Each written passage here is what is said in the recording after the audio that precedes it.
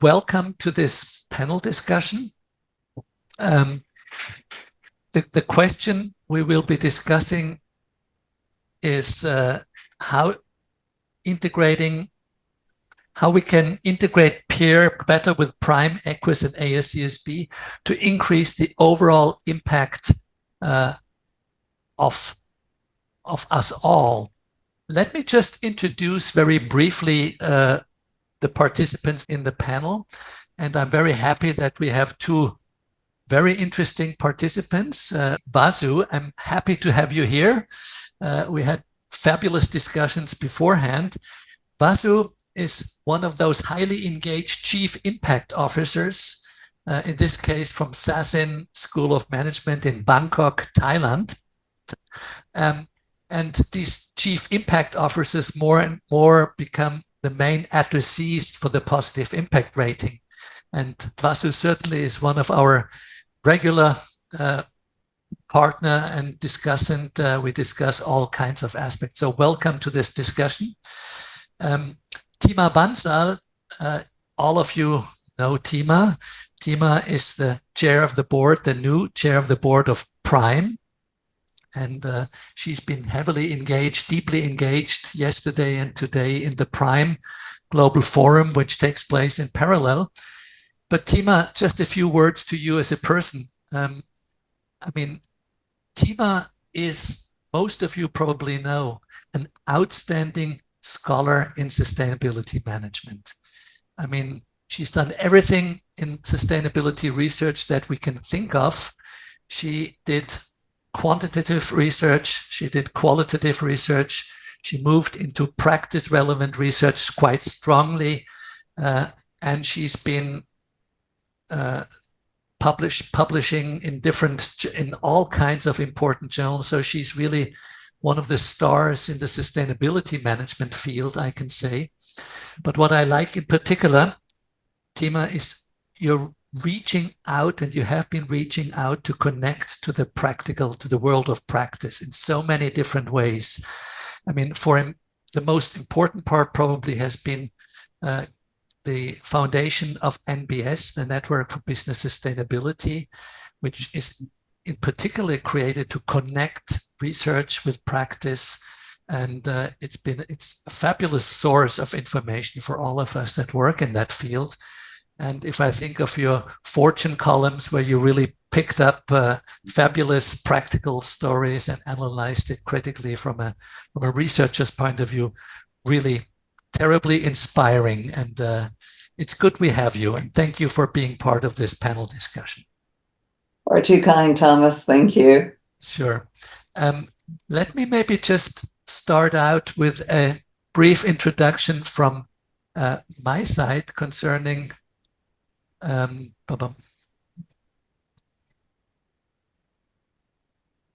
having a problem of moving the slides.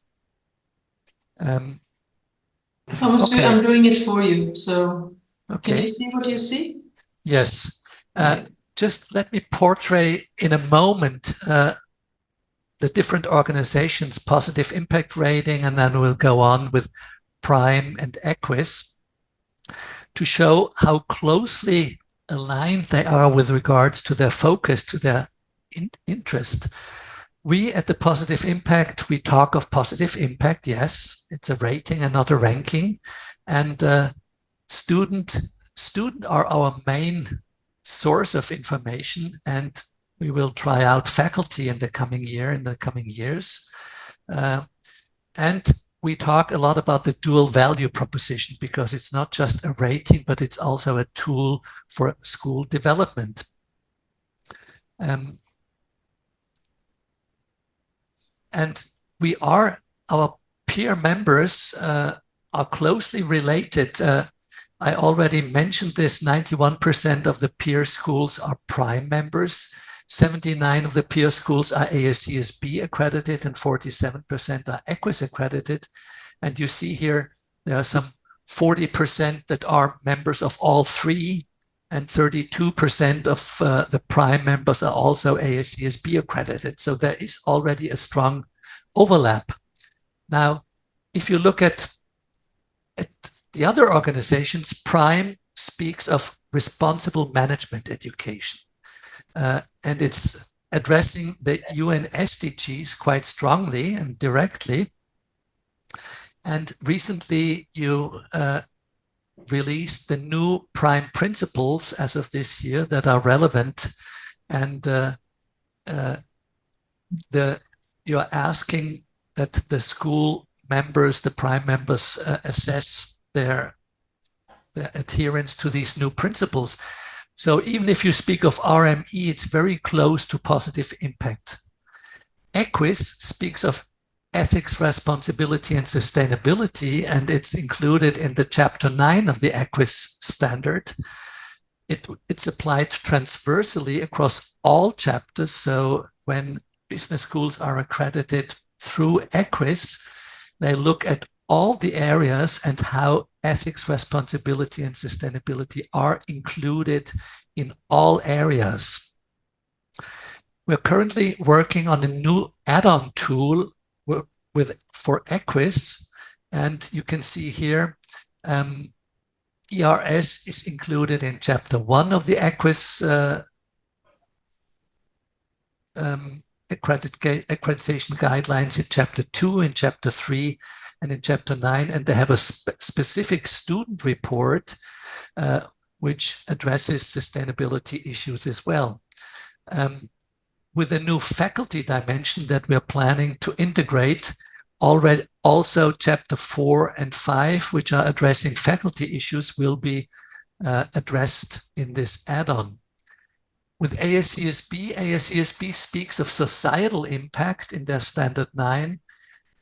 So all speak of they have a bit of a different language, but it's all more or less addressing the same challenges. It's also used transversely along all the standards, and schools are obliged to define a focal area and to show their impact with regards to this focal area. And that's what we have been addressing in our AACSB add-on, where we have 4 predefined questions and an open question to give some feedback and some information to the schools. Let me just have one look at this Prime add-on that we introduced in the past year, where we used the 7 new Prime principles, and we used peer data to measure tentatively the adherence to these principles. And 70 schools participated or got their results this past year. And the average result of this student assessment is at 7.8 in the 10% scale that we use for the peer questions. And if you look at the results, the overall results that you see here, the teaching principle is the one that got rated highest from the students and across these 70 schools. Purpose is the second highest with 8.1. It's interesting that values, which should be as aligned as possible with the purpose, I would think, is not as highly rated in this peer tool. The lowest element is the partner evaluation, which is at 7.1. So this is just the example of the Prime add-on that we introduced the past year. And now let's move to the question of our panel discussion. How can we increase the positive impact of business schools by integrating peer with Prime and EQUIS? And Tima, may I start out with a question addressed to you? A fairly broad question. How do you see the positive impact landscape evolving, and what is the role of Prime in this? How do you see the role of Prime in this landscape? Thank you, Thomas. Thank you for inviting me to be involved in this conversation, which I think is really very important. What you've got actually two parts to this question. One part is how is the positive impact landscape evolving, and then what is the role of Prime? So I'm going to take each of those questions in sequence. The positive impact landscape and how it's evolving. I think that there's two forces that are going on, and we have to recognize the opposing nature of the forces. On the positive side, on the positive impact side, is much more awareness of these issues among, I think, the world, but certainly among business students and faculty. So there is a much more sensitivity to these issues among faculty members, a legitimacy to research, teach, and publish, well, research and publish in this area. And among students, so I think that they're actually leading a lot of this activism around doing more in business schools. And we heard earlier, of course, as well, the crisis of capitalism, the discourse around degrowth. And so this huge awareness. On the other side of things, though, is the opposing force, which is the neoconservative, neoliberal movements that are moving forward.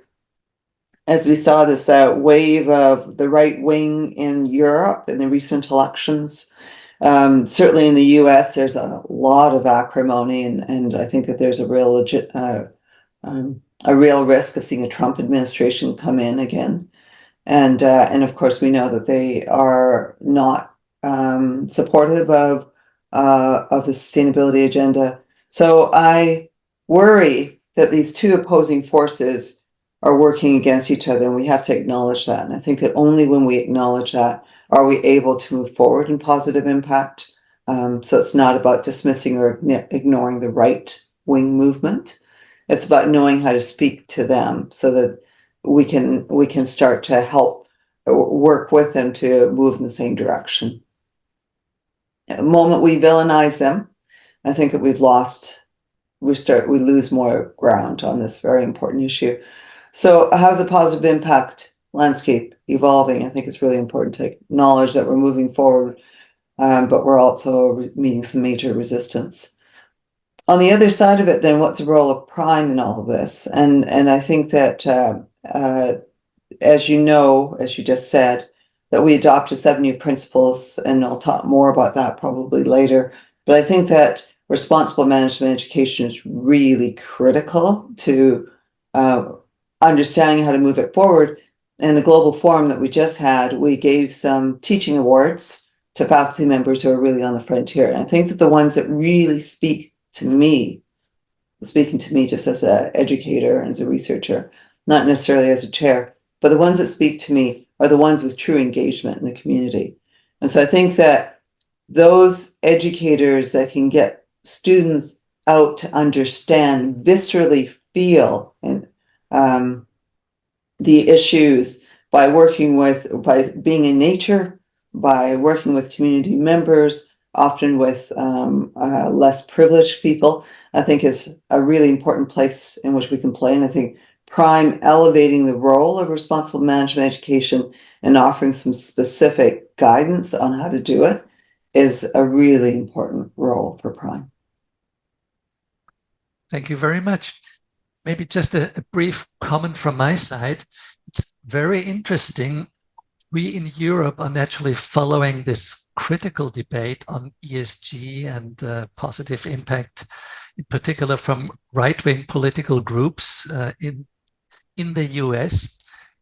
And our perception is it's still mainly concentrated on the US.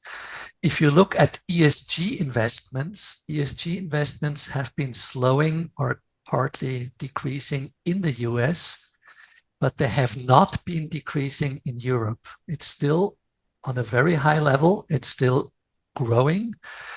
So there may be a split between Europe and the US at the moment. Although we will have European elections in 2 weeks or so to the EU Parliament. There's a lot of information that there may be a right-wing push in the EU Parliament. and this may slow down the new Green Deal in the EU, and this may influence the business world as well. But it's too early to say something about the consequences of the EU elections.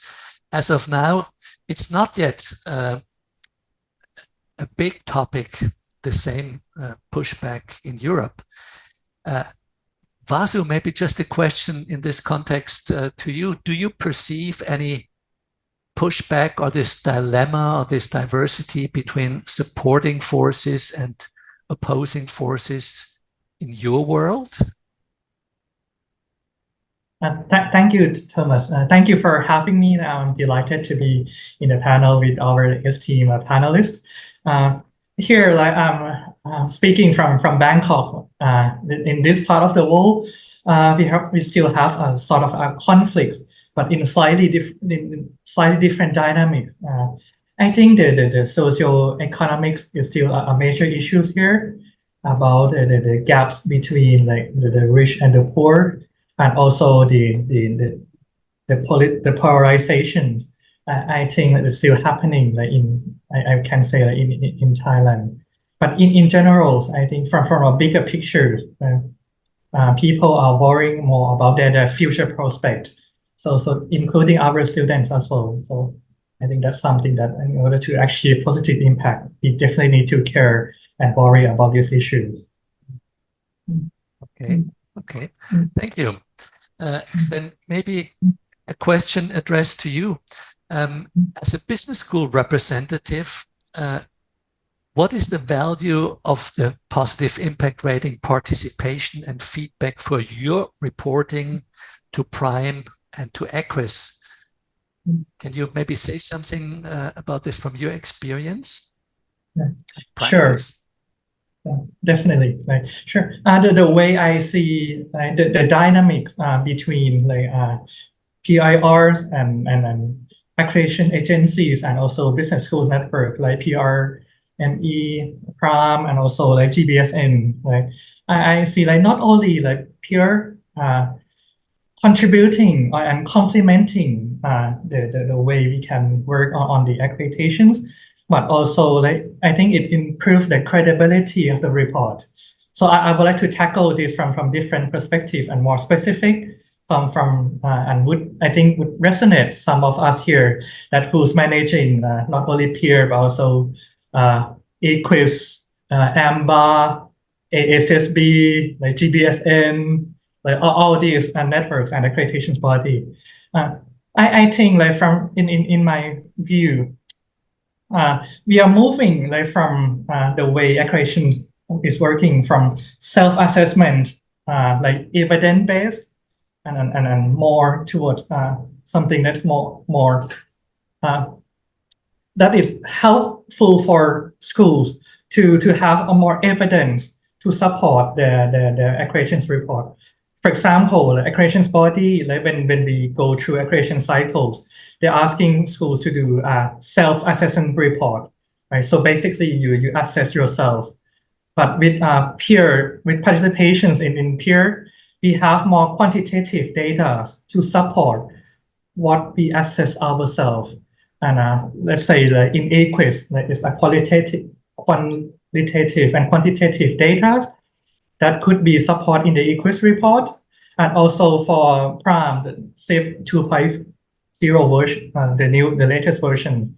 I believe that the feedback and report generated by peer will be support for the impact narrative in the PRAM, the SIP report. And which I believe that with all these change, I can see the change that encourage schools from activity-based to more strategic focus, and also is promote transparency in the way we communicate our impact. Okay, so you probably will see more positive impact rating data than in the PRIME reports and in the EQUIS accreditation reports, self-assessment reports, as we go on. And this probably should be something positive, I think. Tima, if I come to you again, how do you see the value of the positive impact rating in supporting PRIME? Do you have any insight into this? I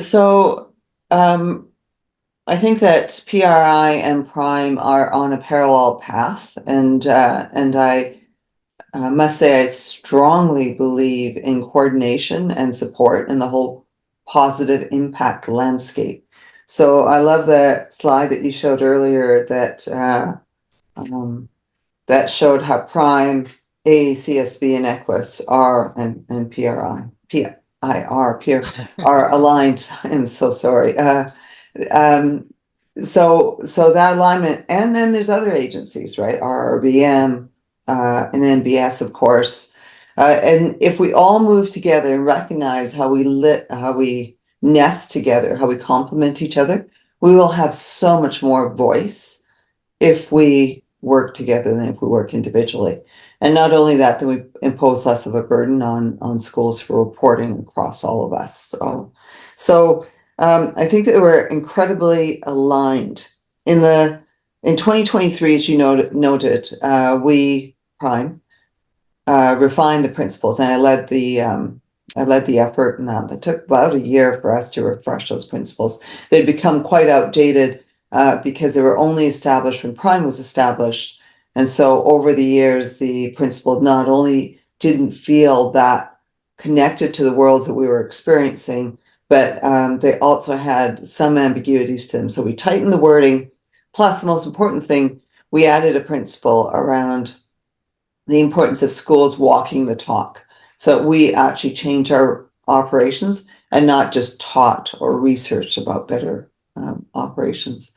So I think that the alignment, and then the pathway that went forward was that PIR recognized the overlap, not the overlap, but the consistency between the questions that you ask and the principles that we have, and saw a way of moving those questions or analyzing the questions that you asked so that they reflected what we do in the principles.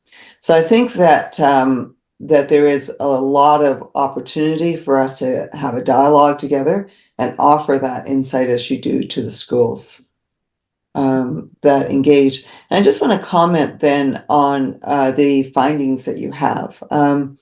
So students respond to your questions, which is a unique stakeholder group, one that only PIR really reaches.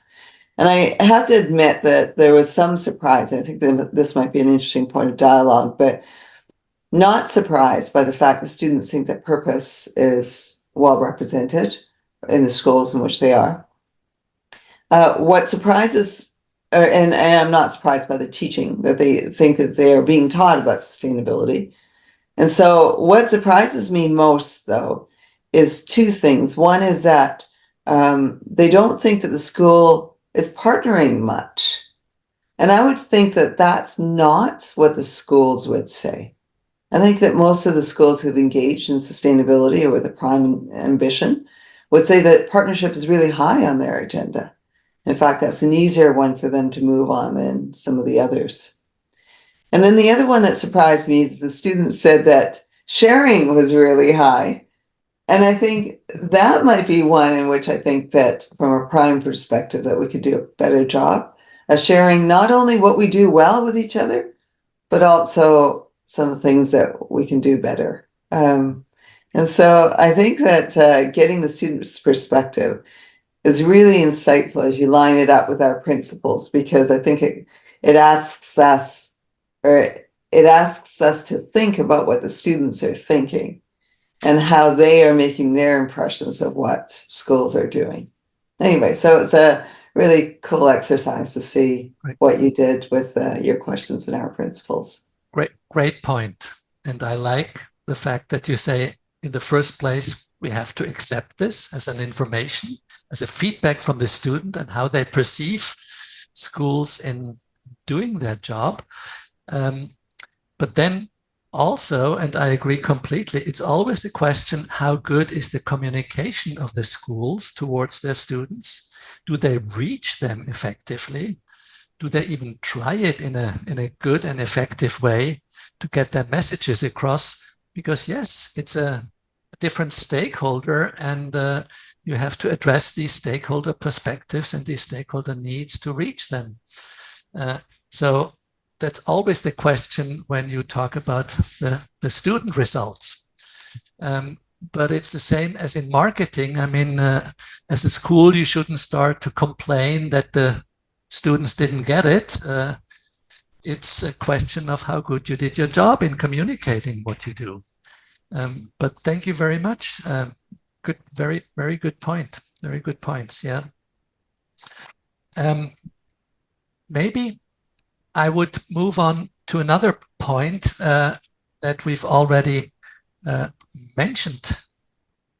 The positive impact rating, we are preparing a second stakeholder dimension, which we're going to practice tentatively the coming year. We want to ask faculty in addition to students. By the way, this goes back to the development of positive impact rating 5 years ago, where the original idea was to use different stakeholders as a response and as a feedback mechanism to positive impact activities of the school. And then in the end, we decided to go ahead with the first one, which is students. So for us, this is now coming back to the original goal of adding at least a second very important stakeholder group, the faculty. We're going to do this in a tentative way the coming year, where schools can sign up for doing this, because we surely realize that getting faculty on board and getting faculty to participate in a significant amount is a big practical job for us in the first place. But the idea here is simply to get a dual assessment of these questions that we've been using in the past, one from the student side and one from the faculty side. And this will allow us to triangulate the results in interesting new ways. And in particular, the big differences should be interesting, where students and faculty assess a certain problem in a very different and very divergent way. So this should be an interesting aspect. But I would be interested to hear from both of you how you see the perspective of adding faculty as a second stakeholder dimension, the potential and maybe the difficulties from your experience or from your perspective. Maybe Vasu, we start out with you. Sure. Thank you, Thomas. So I think like in the previous panels, I saw some comments that one of the challenges is about faculty. So I think this is one of the nice ways like, that we try to understand and empathize what faculty or our faculty is facing, and to hear from them. In a holistic way, I think I like the idea of the dual assessment. As you mentioned, not only they're one of the most important group of stakeholders, but most of the times I find like these two groups of stakeholders, they have some sort of divergent opinions on the same thing. So I think it would be interesting to see like what are they thinking of students about sustainability. The way I see this is like how can I compare this, like a lean startup approach. When you like build, measure, learn, like schools, you have a set of strategies that you want to achieve, and then like you implement it by having like faculty to teach. You have research, and then you measure that. So like having peer to start measuring faculty would be a good starting point. And then at the end, like you also measure student success and students' perspective on sustainability. So I believe this would be a nice way to create a feedback loop and then close the gap between different stakeholders. So I think that, this would be something that we should try. Also, the other way I see this is also like currently, like now we have here to measure students. I'm thinking this as a dashboard, like an impact dashboard, like so where we can like we already have results from students and another dashboard like to measure faculties. So I think that would give us a better holistic pictures of sustainable performance in a more tangible, measurable way. So I'm excited to see the result. Thank you very much. Maybe the others want to comment on this in the chat, but I want to give a chance to Tima. Yeah. And I'm happy to give a very quick answer. I understand that Alfonso has also joined, so maybe we can get him to weigh in very on the questions that you have. But I think it's fabulous to get faculty input, and I think more stakeholder input, the better. So having both students, faculty, and then we already have administration, so on the other surveys. So I think this is definitely a positive move. Yes, Alfons Sauquet has arrived. I'm very happy, but we're at the end of the discussion. But Alfons, I hear you want to say something? Yeah. First of all, my apologies. I just, my plane was delayed. I landed at Heathrow with considerable delay, and despite all the efforts for the driver, actually arrived in Cambridge late. And this is the first time I'm just sitting here. Okay, these are my problems, not yours. Look, I just, if I were to say something, and you just trying to catch up with the comments around the faculty, I think that actually I use that term, it would help to triangulate the situation of the school to have a different source. So if you add students and then you add now faculty, the perspective of the school is actually becomes richer, more completed. And in all regards, it's a more robust outcome, the one that you can get out of that. And also, I'd like to mention, because I had a number of things to comment, unfortunately, is that the idea of bringing together positive impact rating and the accreditations, it's definitely a good thing to have them aligned. But on the other hand, I think that PIR, or positive impact rating, should have a life of its own, because accreditations will be looking at this as a complementary. I was thinking, what's the future for EQUIS? I think we will have a future, maybe recommending informally to go for that, strengthening the case of the school. But aligning in all regards, it's very difficult for the simple reason that there are schools which will go for a positive impact rating and others not. So we cannot put that as a precondition. So we have to assess schools actually from a balanced standpoint.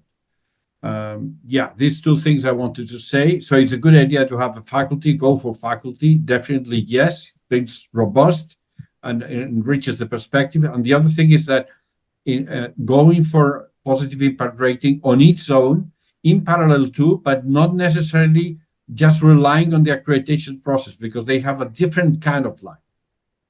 Completely agree. Thank you so much. And I'm so happy that you made it to your hotel just in time to make a few comments. And thank you for rushing. Sorry that you didn't make it in time. I fully agree, by the way, with your answer. Positive impact rating will have and will continue to have a life of its own, but we're looking actively for ways to integrate better with the other organizations that go into the same direction and align better with them. That's the only idea.